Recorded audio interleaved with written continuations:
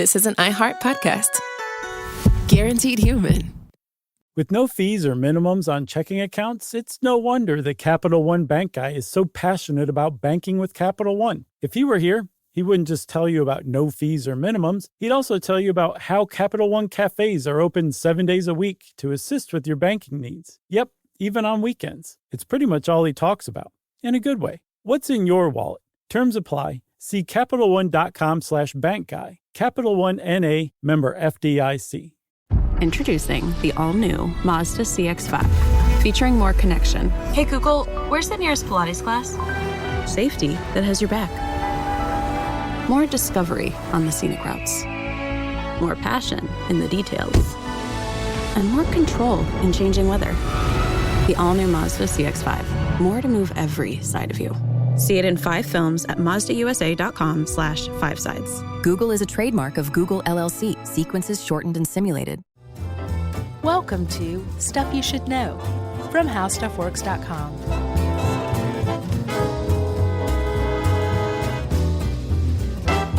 Hey, and welcome to the podcast. I'm Josh Clark, and there's Charles W. Chuck Bryant right there. There's Jerry over there, and you guys are feeling fine. I'm a little under the weather, but it's still stuff you should know. The 2019 flu edition. That's right, and this is dangerously close to publish date for us. Yeah, a little close for comfort, if you ask me. But you know what this gives us the opportunity to do? Real-time stuff. Yeah, like, say, Seattle, Portland, and San Francisco. Yeah. We're going to be in your town next week? No, you're right, dude. Next week when this comes out. Yeah, so more theater on January 15th in Seattle, Revolution Hall in Portland on January 16th, and then our annual Sketchfest show at the Castro on January 17th. That's right. Tickets are moving kind of slow, guys, and I think there's been people writing in saying, I didn't even know that you were coming. Yeah. So I don't know what the problem is. We're coming. We're coming. Yeah, we're still troubleshooting what the deal was, because we don't ever want it to happen again. But I just feel good knowing that everybody's not mad at us out in the Pacific Northwest. Well, I hope not. I would hope not too, but it was kind of looking that way for a second. We think it might be something to do with our promos. Who knows? So we wanted to put it in this episode, right? Like in the body of the episode. Like you can't miss it. So now you know. Go to sysklive.com and there will be links out to go get tickets, info, all that stuff. And we'll see you guys next week. So hurry, hurry, hurry. Go get your tickets. We'll see you next week. Yeah, next Tuesday, Wednesday, and Thursday. Right. And I will be feeling better by then, I'm hoping. Yeah, I hope so. So, Chuck, it's kind of appropriate that we're talking about the flu because I don't have the flu, but I'm a little sick, a little funky. I'm not contagious, so don't worry. Well, I appreciate you wearing the face mask anyway. Which it turns out, according to this article that Ed wrote, it's useless. It doesn't do anything. Yeah, I don't know if that's truly useless, is it? Yes, I think it is actually quite useless. Really? If it's a bacterial infection, it might do something because bacteria is much larger than viruses, but viruses are very, very small, certainly small enough to be expelled through the mesh of a gauze when you cough or sneeze into it. So you sneeze and that mass puffs out and little particles spew, maybe just not as far. Yeah, they might be slowed down a little bit. Who knows? Maybe like being pushed through like a little channel speeds them up and increases their trajectory. Oh my God. We don't know yet. But this is a flu-centric episode, and I can't remember. I think I was turned on to this idea. You were turned on by this idea? Or no, to this idea. Oh, I see. I think it was when I was sort of going down a World War I rabbit hole. Oh, yeah, you were talking about that in some episode. I think that was what it was.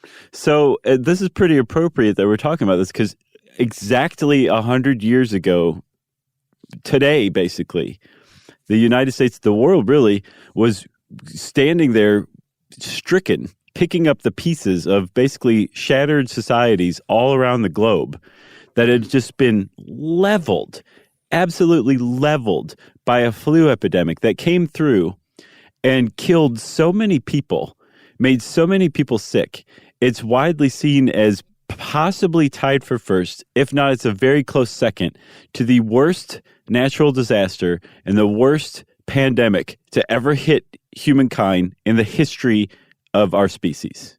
Yeah. That's how bad it was, and it happened just 100 years ago. Yeah, I've seen estimates as high as 50 million people dead.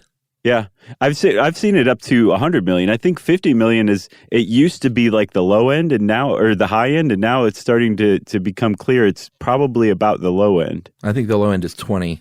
Oh, is that right? And I'm going to name the high end 500 million people. That's supposedly, from what I've seen, how many were actually infected. Oh, well, possibly. And not only that, like when that many people die, it changes the course of world history. Yeah. It changes, it basically, it unravels the fabric of society, as we'll see. Yeah. And society and cultures and rules and just how humans looked at the earth, it really turned the forward march of humanity in a certain direction. It definitely did. And like this, it's really difficult. Like this is one of the most fascinating pieces of world history to me, because it was like, it's pretty well documented because it happened only 100 years ago. And because it's just so insane what happened. Like the Spanish flu was so bad, Chuck, that people were dying of thirst because there was no one around them to take care of them. The people who were still healthy were so afraid of catching the flu, they would basically let their neighbors die alone in their homes rather than go help them and take care of them and give them water. Like that's how bad it was. Like people were dying of thirst from being so laid up by the flu and not being able to get water themselves and not having anyone to take care of them. And it happened in the United States 100 years ago. And all over the world. And despite all of this horrific thing we're about to talk about, the Grabster started his article writing about hockey because he is from Buffalo. And then later on, he's like, it's the third wave that canceled the NHL playoffs. Yeah, I mean, it is a footnote, though. The Stanley Cup, the very famous Stanley Cup, the trophy of the NHL that has all the winning teams etched into it, says, series not completed. And that's all it says. And unless you know what's going on, you might just scratch your head and say, why was the series not completed that year? And the reason is because the Spanish flu literally killed one of the players and got quite a few of them sick on both sides of the Seattle Metropolitans and the Montreal Canadiens. Yeah, I guess like right before the fifth game was going to be played, or the sixth game was going to be played. Yeah. They, like four of them were in the hospital, one died. And they were like, yeah, we'll just go ahead and cancel the series this year. Crazy. But what is crazy is like that's pretty bad, because think about it. You're a hockey player. You're probably young. You're probably pretty healthy. That's really weird to die from the flu. And that was a big hallmark of the Spanish flu, as we'll see. But this was also like a third wave. This is the third like roundhouse that the Spanish flu had delivered to the global population when the Stanley Cup was canceled, or the NHL playoffs was canceled that year in 1919. Amazing. So let's talk a little bit about flus normally, shall we? Yeah. I mean, I think everyone understands that a flu is not bacterial, like you were talking about. It is a virus. And ordinarily, like the flu that you have, is it the flu you have or a cold? It's just like a cold. It's just funk. You know what I mean? Okay. Yumi and I went to Vegas for her birthday to go see Dave Chappelle and John Mayer. And I think just being on the plane and being kind of run down and everything, we both kind of picked up a little bit of funk. I think it's that time of year. It's a funky kind of year. Emily gets sick every January. Yeah, I think it's also has to do with the holidays. Just because they're as fun and unadulteratedly enjoyable as they are, they're also a tad stressful sometimes. Well, yeah, and that's her busy time of year for her business. So, that'll do it. It's almost inevitable that she'll get sick every January, just like her body's fighting and fighting all through December, and then just goes literally the day after Christmas. It's like sniff. Yeah, you just crash. Here it comes. Yeah. So the flu is a virus, and in most cases, like I was saying, you have you have your aches and your fever and you're coughing and you're tired and Sometimes it may be affect your stomach some, sometimes it may not, but it's usually in and out in a few days. And that's sort of the end of it. If you're, like you mentioned, if you're elderly or if you're a little tiny one, the flu can be pretty dangerous in any case.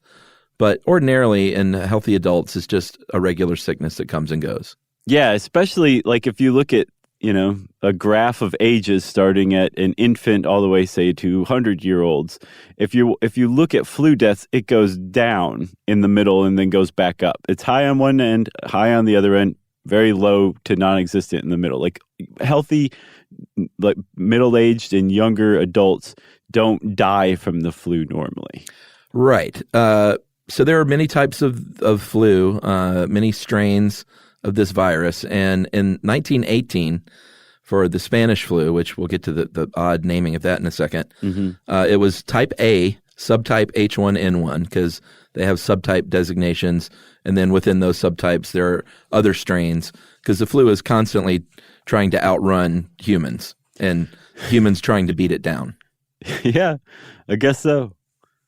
So it's like, I'm just going to change a little.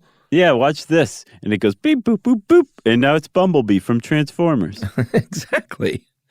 So this was a genuine pandemic called the Spanish flu. And I never knew this at all, but it really had nothing to do with being out of Spain or have anything to do with Spain other than the fact that Spain was neutral in World War II, or I'm sorry, World War I. And while other newspapers around the world were really censoring things and not so free, Spain was just reporting, the only country really reporting about the flu. Yeah, right. So they called it the Spanish flu. I didn't realize this either. And the Spanish were like, no, wait, you guys aren't getting this. It's all just disproportionately on us. But it started in Kansas. Right. It seems like the Spain had the worst of it because, like you said, they were the only ones who were openly reporting on it. In some of the Axis and Allied, actually that might have been World War II, but some like France, Germany, Great Britain, the U.S., the governments were at war and their propaganda machines were in full swing. They didn't want to do anything to impact morale. They also didn't want to give the enemy any indication that their troops were sick, that there was a flu virus spreading through their ranks.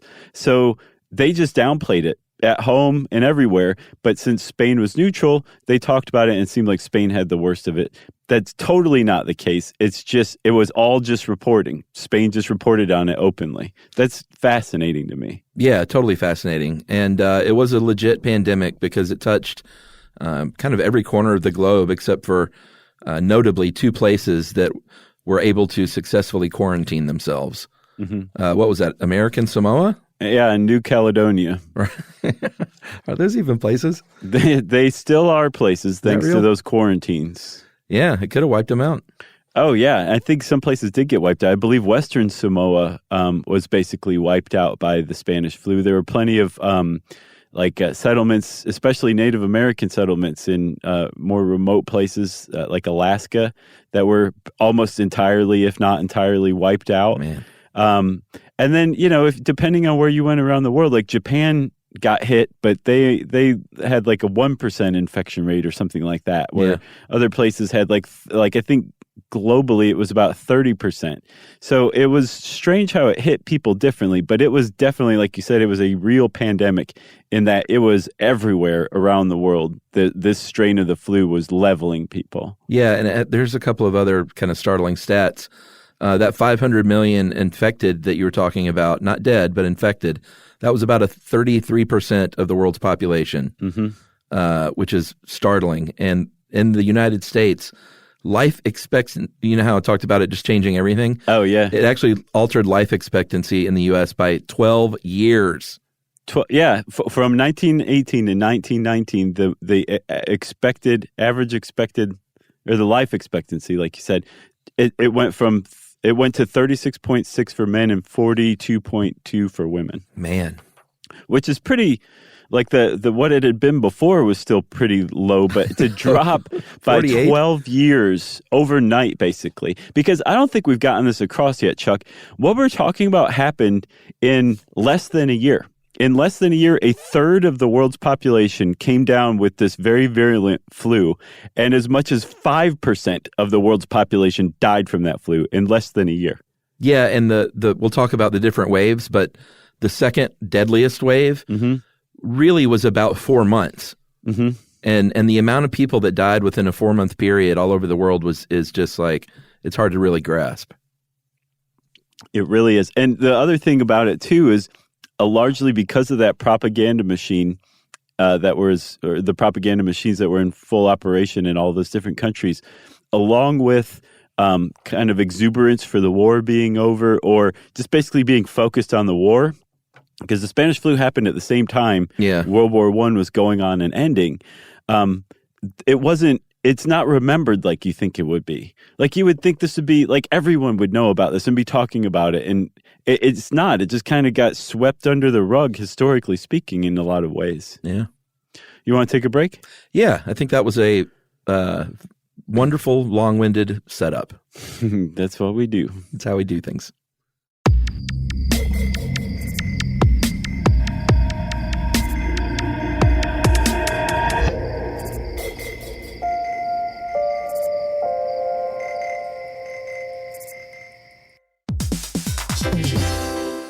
Hey everybody, we're here to talk to you about Wayfair, who believes that spaces should be functional, they should be comfortable, they should be well-designed, and they can be well-designed by you with their help. Your updated space should feel more comfortable, inviting, and practical for everyday use. And we're talking about outdoor seating. We're talking about grills. We're talking about major appliances. If you need storage solutions, Wayfair can help you out. Patio lighting, rugs, decor. It is your one-stop shop for home. Yeah. I mean, it's getting nice out, so it's time to think about living outdoors for the next few months. And Wayfair knows that outdoor furniture, it's heavy, it's intimidating to assemble. So Wayfair has stepped in and said, we're going to handle the hard part so you don't have to. That's right. You can shop Wayfair Verified, your shortcut to the good stuff. And that means their team of product specialists are going to vet everything by hand using a 10-point inspection, testing things like, quality materials, functionality, and features, and even how long it takes to build that piece of furniture. And the overall experience save time, reduce hassle, and improved convenience. Patio season is here, and these deals won't last. So head to wayfair.com right now to get your outdoor space ready for way less. That's WAYFAIR.com. Wayfair, every style, every home. Hey everybody, we want to talk to you about The Big Bang Theory. That's a show that became one of the most defining sitcom of its era and really built a fan base around its memorable characters and unique group dynamic. That's right, which is why we think you'll enjoy the official Big Bang Theory podcast. It's back, covering seasons 3 and 4 of the show. Host Jessica Radloff sits down with crew and cast members like Kunal Nair, who plays Raj, Mayim Bialik, who plays Amy, and Kevin Sussman, who plays Stuart. That's right. You're going to learn all about the Easter eggs you may have missed, behind-the-scenes stories, and how certain real-life relationships shaped some of the most memorable storylines. Yeah, there's cast reflections years after the series aired and expanded content around famous episodes and storylines. It is exactly what you're looking for if you're a fan of The Big Bang Theory. The season is on video, so watch the official Big Bang Theory podcast on HBO Max, or listen wherever you get your podcasts, and stream episodes of The Big Bang Theory on HBO Max.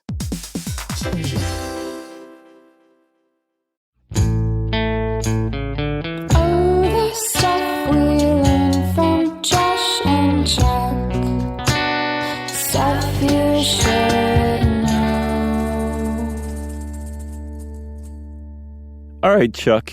So let's start at what may be the beginning. There's this guy named John M. Barry, and he is not Embury, by the way. His middle initial is M, and his last name is Barry. He is an historian, and he wrote a book called The Great Influenza. And he wrote an article based on his research called How the Horrific 1918 Flu Spread Across America. It's on Smithsonian Magazine. And this guy's done some legwork, and he has created a theory that starting in about January of 1918, the beginning of 1918, there was a flu outbreak in Haskell County, Kansas, which is a very rural agricultural area, and that some of those farm boys who came down with the same flu made their way to Camp Funston, which is part of Fort Riley, Kansas now. Yeah, Santa Fe in particular is the town, if you want to even pinpoint it further. In Kansas, not New Mexico. Yeah, Santa Fe, Haskell County. Kansas. 300 miles west of Camp Funston. Yep. So some of these farm boys who were sick with this flu ended up being drafted and sent to Camp Funston. And it was Camp Funston where they think the first cases of the Spanish flu started to break out. That first wave happened in about the spring and then traveling over to Europe into the summer of 1918. And it wasn't, that first wave wasn't particularly bad. It wasn't even particularly noteworthy. And it was mostly confined to doughboys, basically, people who worked on military bases as well. And then maybe towns near military bases, but that was about it. And then it went away, and it wasn't, like, had it just been that, it probably would not have been remarkable historically at all. Yeah, and, this, we may not even know about any of this as far as its origin. And there have been a lot of other theories over the years about its origin, but this one seems to hold the most water now. But we may not have ever known anything about any of the origin if it had not been for Dr. Loring Minor, who was a great, for as small of a county and town as this was, he was a really great town doctor. And he was, like, at the time, flu just would come and go, like I said, so it was never reported on in journals. It was never really a big deal. It was never published. But Dr. Loring Minor was so alarmed at the rate of spread in his small town and how much of a wallop that it packed, he actually published his concerns in a journal called the Public Health Reports Journal. Has a different name today, but he was the only person in the world expressing concern. And I believe this is still the very first case of influenza being reported because of how, like, unusual and deadly that they thought it could be. Yeah, I saw that too. That the very fact that this guy reported it at all is remarkable. Yeah, so they kind of trace it back and say we now think we know where Ground Zero was. Haskell County, Kansas. So from Haskell County, Kansas, it went to Camp Funston, and then it went over to Europe. This is the first wave that we're talking about. They had to change their name because that used to be, we put the fun in Funston. Right, and then after that, they were like, can't call it that anymore. Yeah, we got to go to Fort Riley. So over in Europe, something happened to this flu. It mutated in some way. It did something. It mixed with some other flu, maybe from Asia, maybe something that was present in Europe. Who knows? But there was a flu outbreaks over there in Europe, particularly at one called Atopida. I think I added a little extra mustard on that, but that's generally how you say it. It was a huge British camp that held up to 100,000 troops, and it was packed elbow to elbow in the summer of 1918. And so that definitely did not help keep the flu under wraps. It spread pretty quickly. And then some of those doughboys, those American soldiers fighting in World War I who were in Europe, made their way back to the United States. And so this strain of flu that had made its first wave out of Kansas over to Europe came back. And when it came back, it was different in all the worst ways. Yeah, I mean, we were talking about how it got overshadowed by World War I, but it may not have even happened had it not been for World War I. Yeah. Because the conditions of Army boot camp and shuttling soldiers overseas, like you were saying, it's tight quarters. It's like just dudes stacked on each other, all up in each other's faces. And it was just sort of a recipe for disaster. Yeah. While this war was, not unfolding, it had unfolded by that point, but it was really just a confluence of factors. It was really kind of staggering. Well, plus also you can make the case that those Kansas farm boys never would have made their way to Camp Funston, and they certainly never would have made their way to Europe. Yeah. So it probably wouldn't have happened, especially if the thing mutated in Europe and got worse. The Spanish flu, probably never would have happened had it not been for the First World War. Yeah, the other problem was, and there were a lot of factors to why it spread so quickly, but one was because that it didn't really look like the flu in a lot of cases. Doctors really they were slow to diagnose as a flu and then as a epidemic because a lot of people were dying from pneumonia And sometime for a while, they thought it was bacterial in nature. So they were coming up with vaccines and all this stuff. And none of that was working. And so it kind of took a long time. But even though Dr. Miner in Kansas was kind of ringing the bell, no one was still paying attention. So it took a long time for them to kind of sound the alarm and say, all right, we got a real problem here. Right. And at the time, they knew that viruses existed, but they still weren't sure what they were. They called viruses filterable agents because they had figured out, and I think back in 1892, that if you filtered an infection through something called a Chamberlain candle, which can filter out any and all bacteria, some infections still persist, which shouldn't be the case because you've just filtered out all the bacteria. So that means that there's something smaller than bacteria that we don't really know about that can cause infection. There's some other pathogen out there. And this is the way that they approached viruses. I think by the time the Spanish flu was still around, we knew that there was something out there, but no one had actually ever seen a virus and wouldn't see a virus until I think the 1930s because they're too small for optical microscopes. So the idea that this was caused by a bacterial agent, it makes a lot of sense. That's what humanity had experience in dealing with and treating. But then on top of it, like you said, so many people were dying or getting pneumonia that it just appeared like it was a horrible bacterial pandemic rather than a viral one. Or typhoid or cholera. Like it was misdiagnosed all over the place because some of these symptoms were just unusual, like bleeding out of the ears. It's so bad. When you're bleeding out of your ears, things are going badly for you. Like it doesn't get much worse than bleeding out of your ear. You have serious issues if you're bleeding out, unless of course you've nicked the inside of your ear with your fingernail. If you're bleeding out of your ear from inside of your head, that's bad news. Yeah, for sure. I just want to make sure I'm on the record as having that position on bleeding out of your ears. Anti-ear bleeding. Yeah, pretty much. And with the war effort, again, it's just all these things are kind of happening at once. So it was sort of just kind of sneaking through the back door in the worst way you could ever imagine. So this is all going on.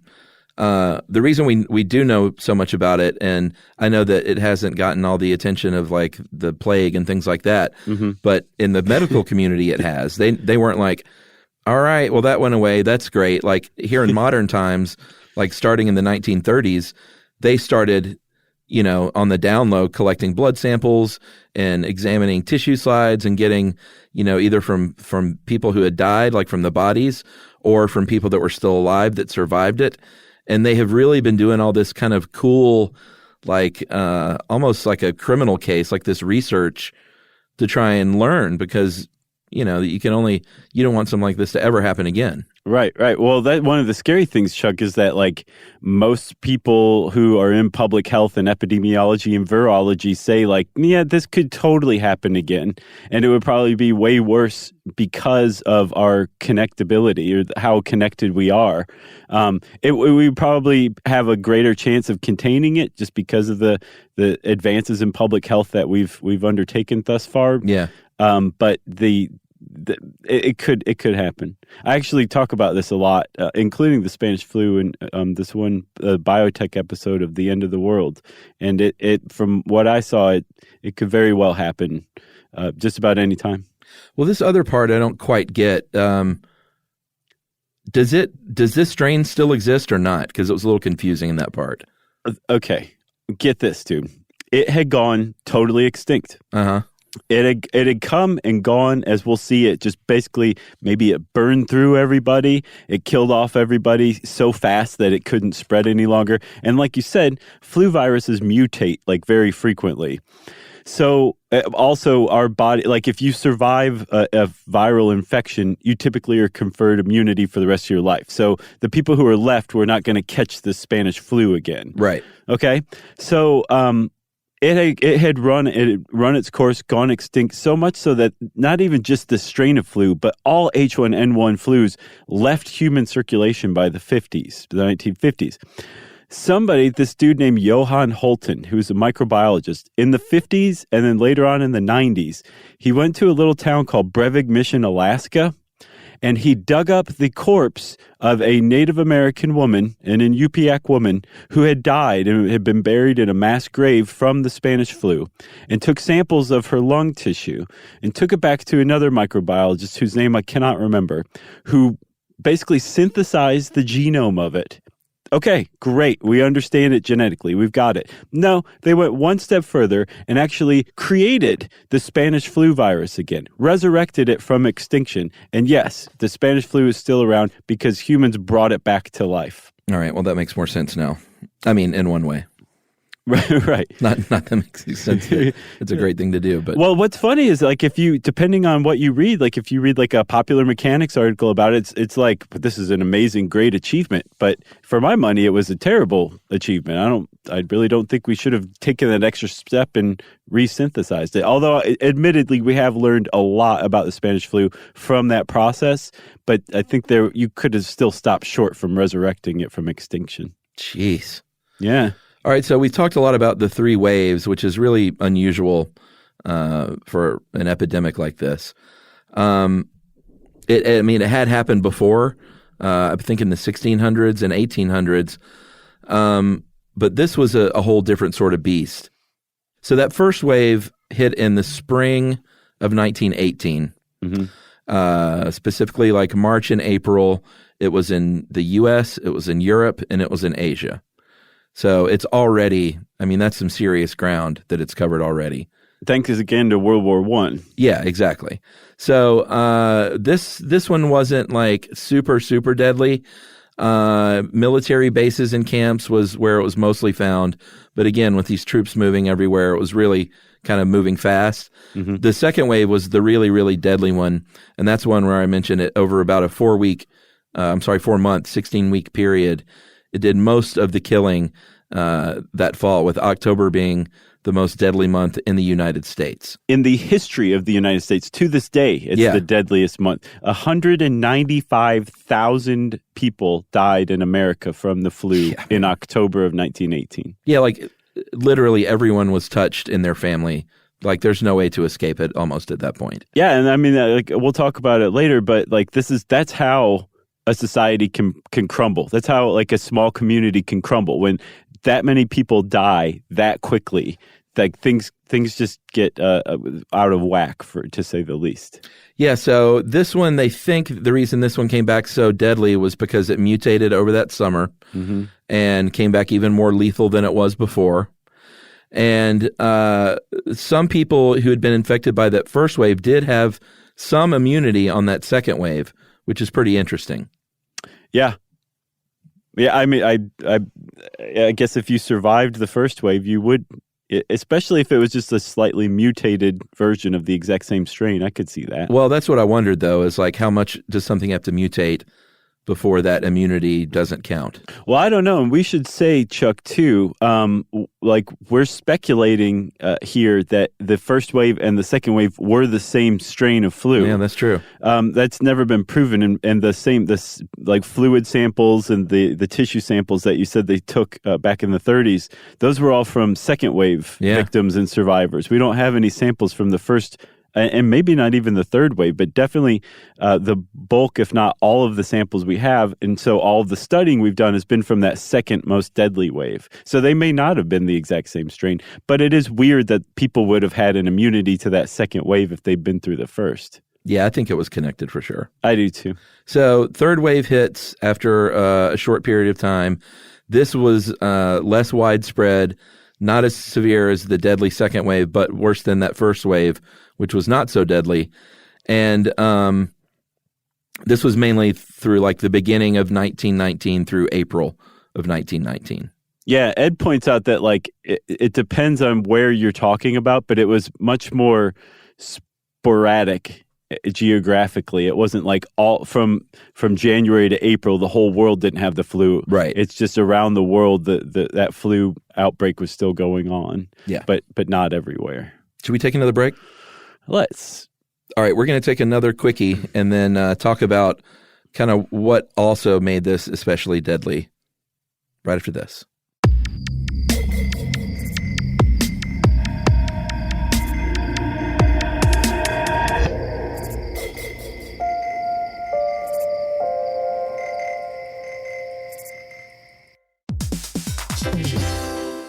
Hey, everybody, we want to talk to you about The Big Bang Theory. That's a show that became one of the most defining sitcom of its era and really built a fan base around its memorable characters and unique group dynamic. That's right, which is why we think you'll enjoy the official Big Bang Theory podcast. It's back, covering seasons 3 and 4 of the show. Host Jessica Radloff sits down with crew and cast members like Kunal Nair, who plays Raj, Mayim Bialik, who plays Amy, and Kevin Sussman, who plays Stuart. That's right. You're going to learn all about the Easter eggs you may have missed, behind-the-scenes stories, and how certain real-life relationships shaped some of the most memorable storylines. Yeah, there's cast reflections years after the series aired and expanded content around famous episodes and storylines. It is exactly what you're looking for if you're a fan of The Big Bang Theory. The season is on video, so watch the official Big Bang Theory podcast on HBO Max, or listen wherever you get your podcasts, and stream episodes of The Big Bang Theory on HBO Max.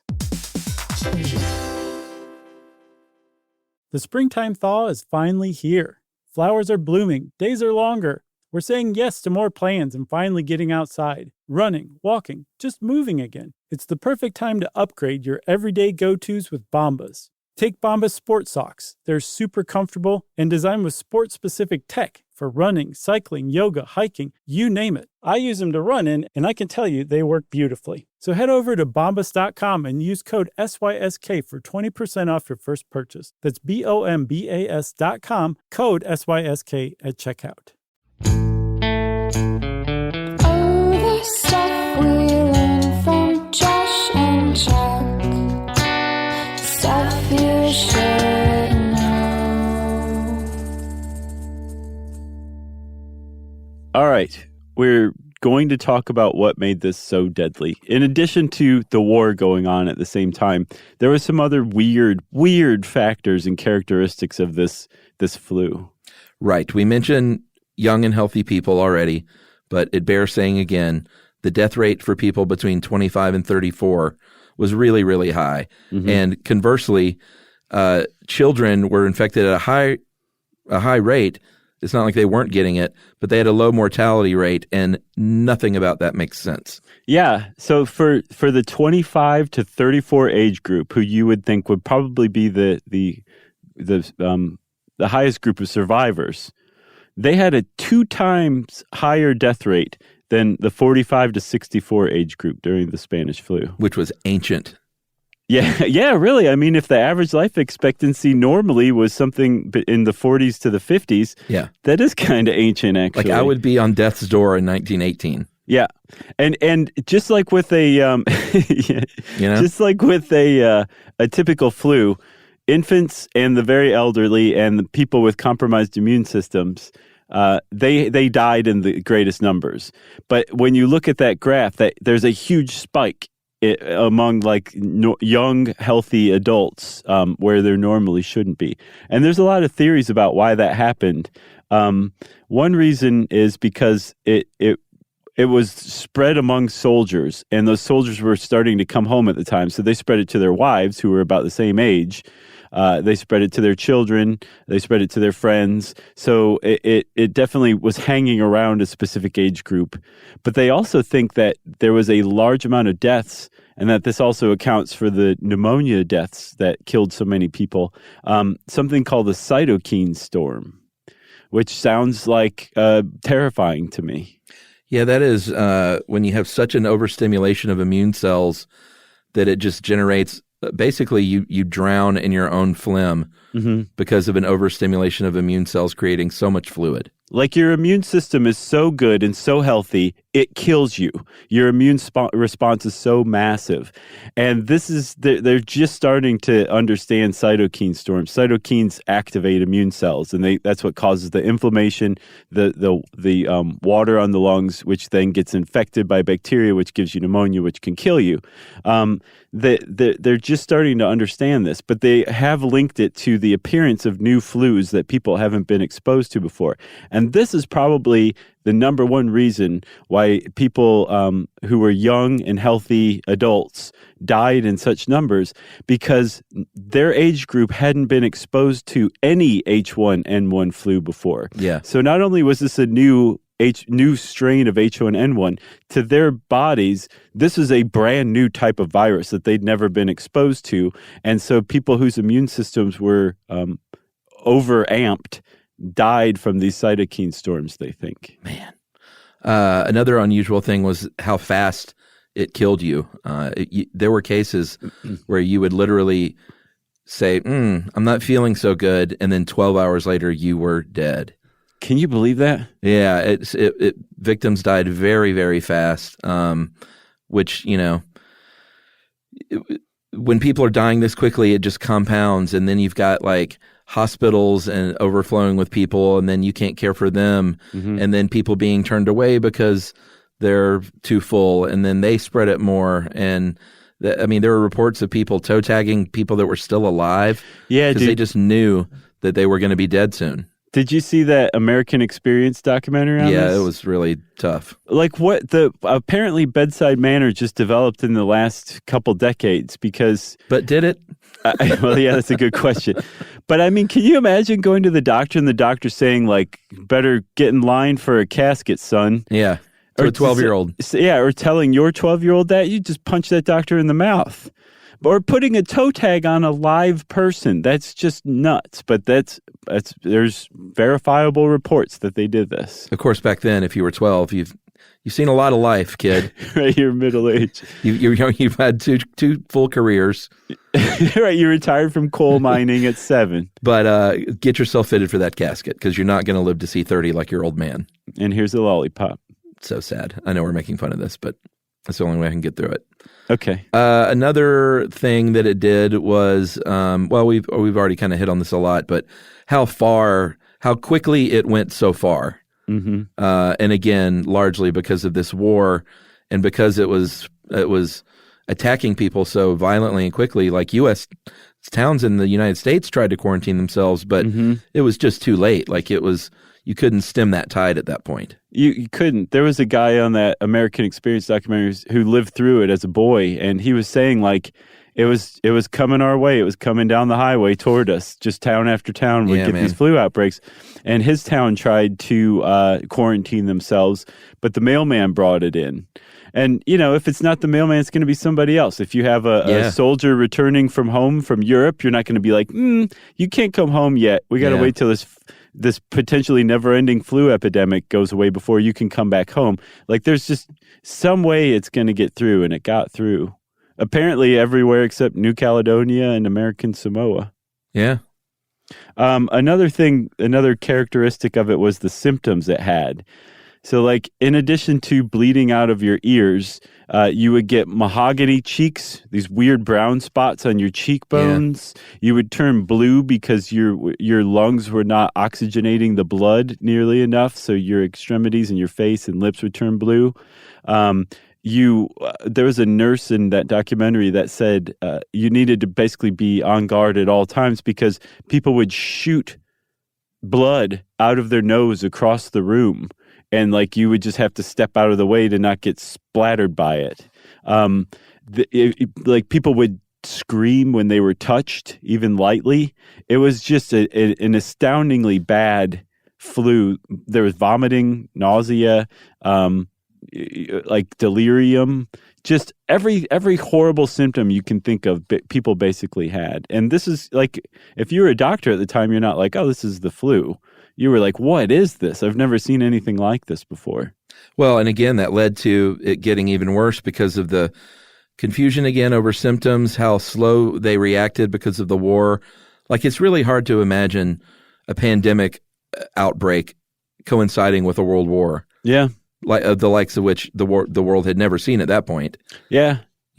And they said that, people had room to really focus on one thing, and they had to choose between the war and the flu pandemic, and they chose the war instead. Well, because it was also a time, not to make too light of it, but back then it was when, like, you're not really sick. Like, pull yourself up by your bootstraps and get to work. Right. People quit dying over there. People didn't have the most sympathy for sickness like this. Get yourself fitted for a casket. Stop complaining. So eventually they did, but it was just that slowness to react that made it such a health crisis, especially in the U.S. Yeah, it's not like they didn't know that there was such thing as infectious disease, and that if you banned public gatherings and said, no, you know, we got to close these movie theaters or these bars or not hold these parades, that it would have a positive effect on public health. But they chose willfully.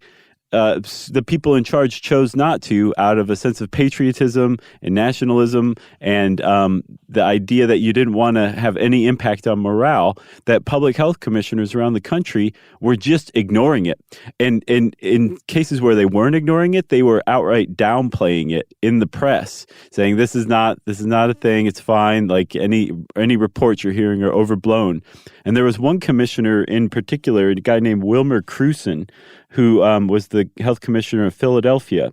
Yeah, they get hit really hard. They got hit the worst out of any American city, and it was because of this guy and the moves that he made. And one of the biggest mistakes he made, knowing full well that there was a flu pandemic going on in his city, he allowed a Liberty Parade to take place in Philadelphia in September, late September, where 200,000 people showed up to the parade. And within a few days, Philadelphia had it worse than anybody. In one day, 759 people died in Philadelphia. Jeez. In one day, within a week or two of this parade taking place. Like the parade was moment zero for the real spread of the pandemic in Philadelphia. And it was this guy's fault. Yeah, that and his declaration, a virus in every cheesesteak.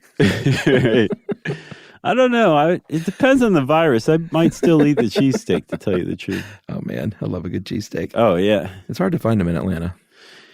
It really is. There's a few good ones. Woody's, of course, over near the park is kind of the old standard. Do you like it, though? Woody's, it's all right. It's pretty traditionally Philly. Like, is it? I thought they left off the cheese whiz and put on ketchup.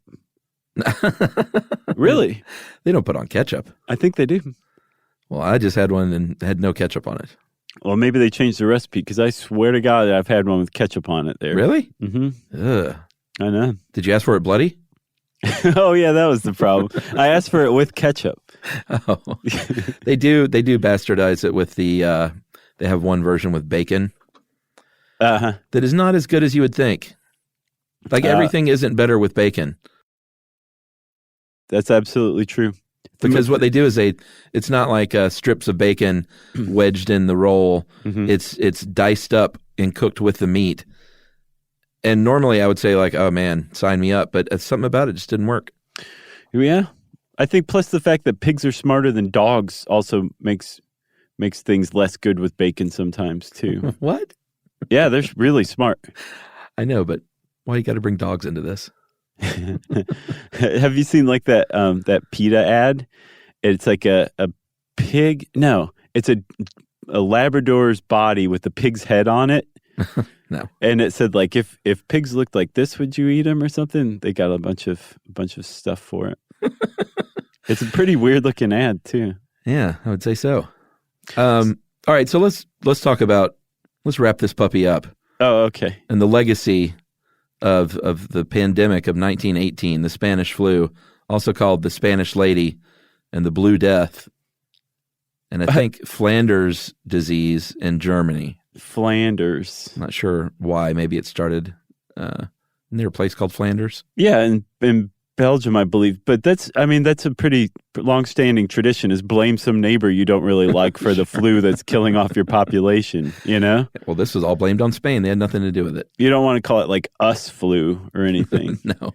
So I want to say one more thing, though, Chuck. So we talked a little bit about the society breaking down, right?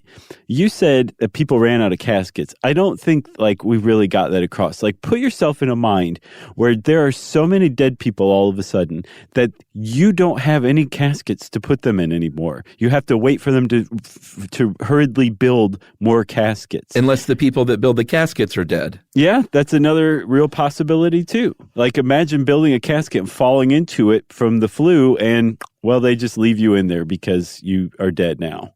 Well, but that's what I mean. Like, we're kind of kidding, but when I said it altered humanity, like in a small town, what if the doctors died and the teachers died and then there were towns that may have survived, but they had no infrastructure because there were no cops or doctors or teachers or, police. Like, it was killing everybody. So so you could just be left, with a bunch of 12-year-olds.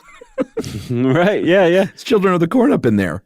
It kind of was. I'm sure that happened to a lot of towns that are now run by children as out of custom. Maybe so. That's probably where it started. Probably so. But the other thing that was a casualty of the Spanish flu, especially in small towns, was like civic life. Yeah. Because if you were healthy, you looked at other people on the street with suspicion. If you went out at all, you didn't stop and talk to people. You didn't say, hi, neighbor. Yeah. You didn't do all the things that keep like a community glued together. And so communities started to fall apart. And then when public officials finally did start to react, they shut down schools. They shut down bars. They banned gatherings. Some towns banned funerals.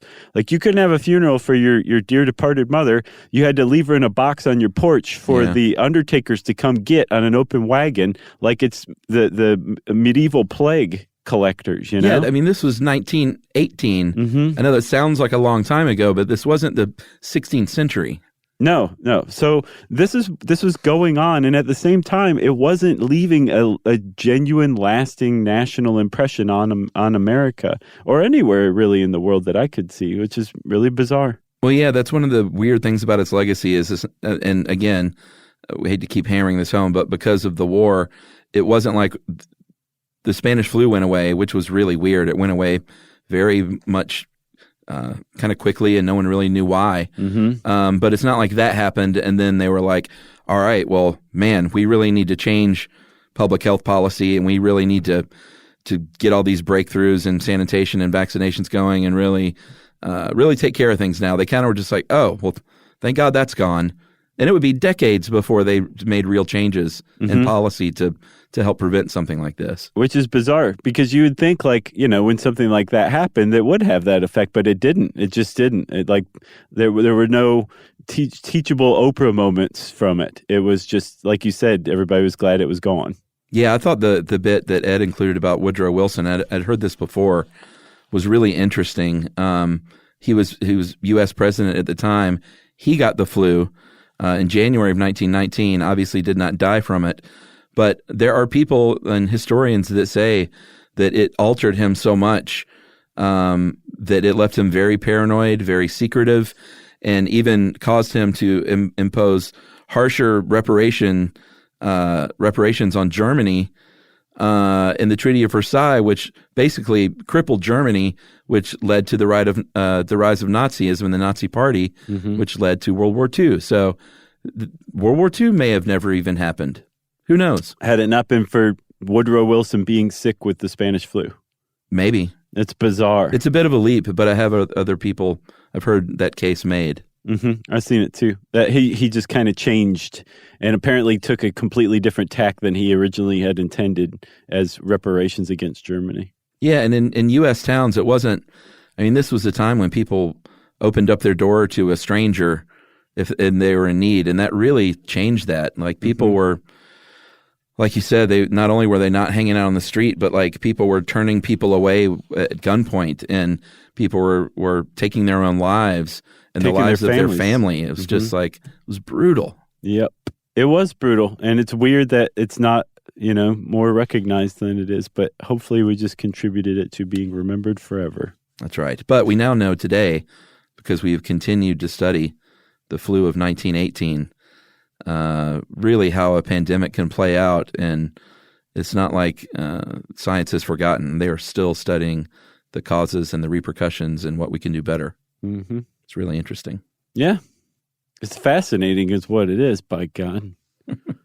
If you want to know more about the Spanish flu, there's a lot more to it. We talked about everything we possibly could, but it's just big. So you can go search for it in your handy search bar of your handy search engine on your handy computer. Do that. And since I said that, it's time for Chuck. Oh, yes. You say it. Okay. Administrative detail.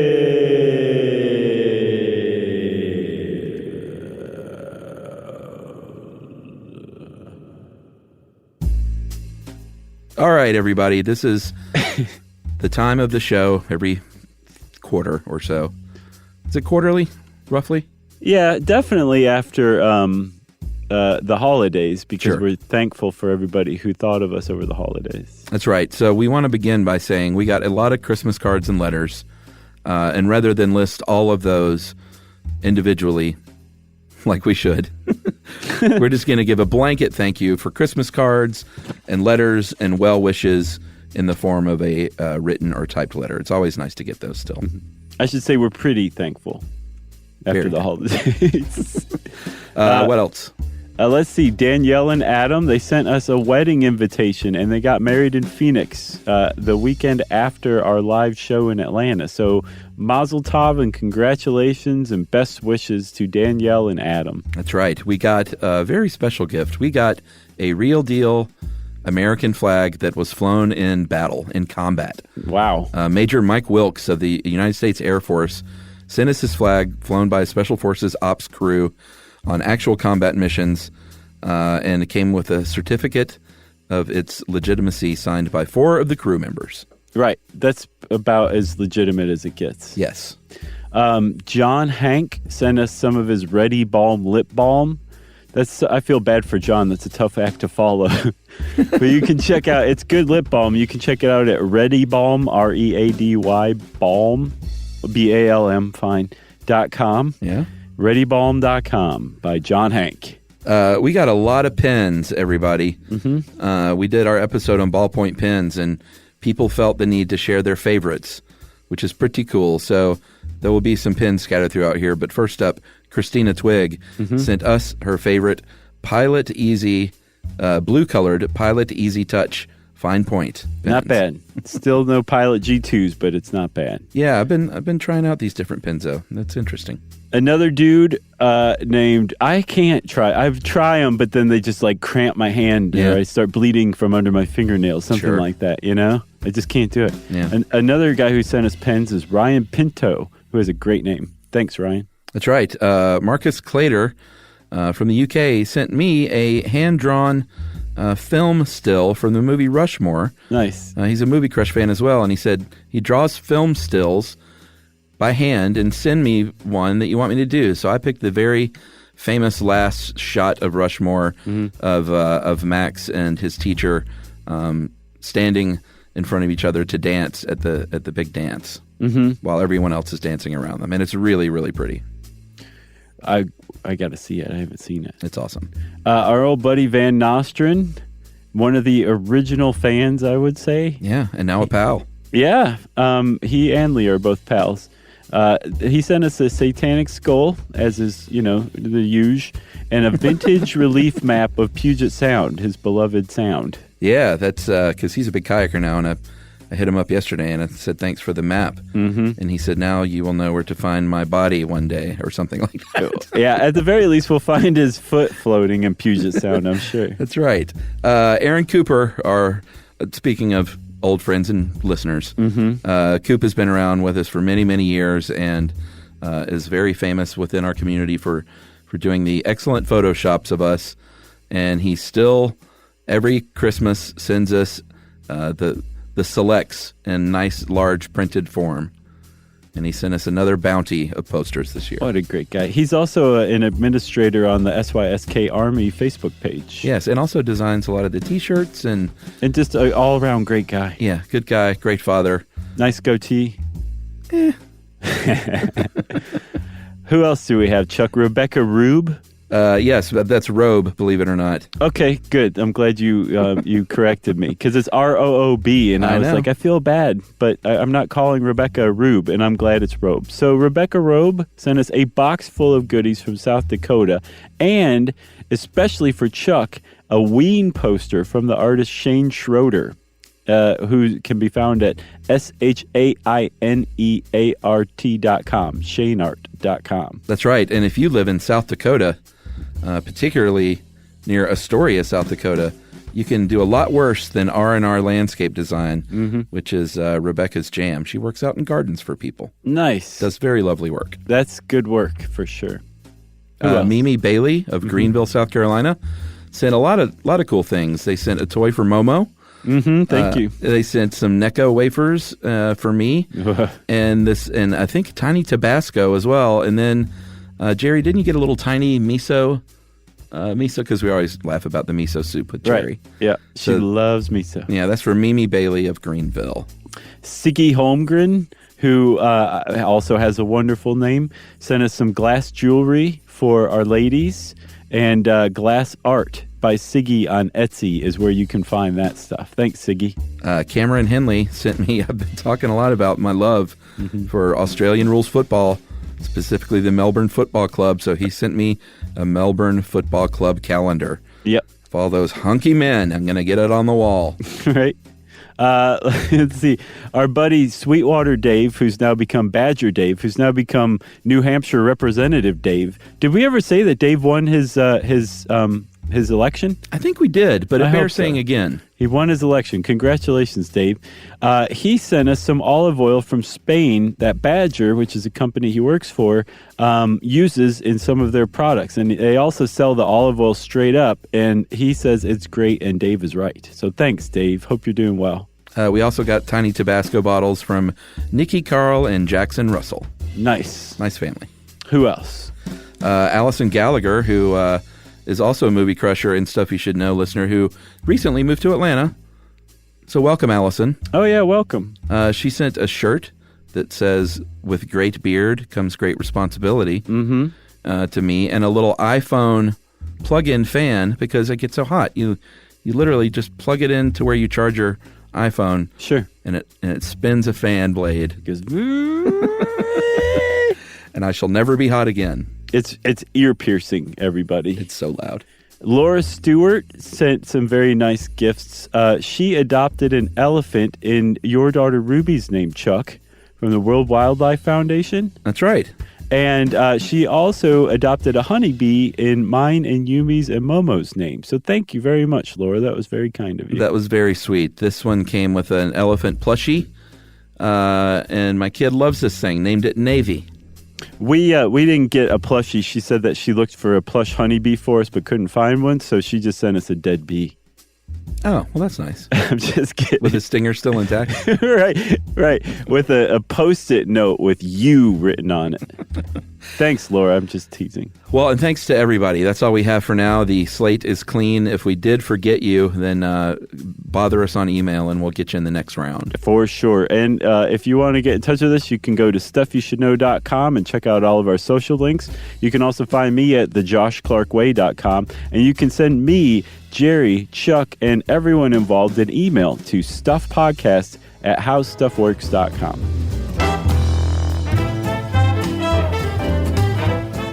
For more on this and thousands of other topics, visit howstuffworks.com.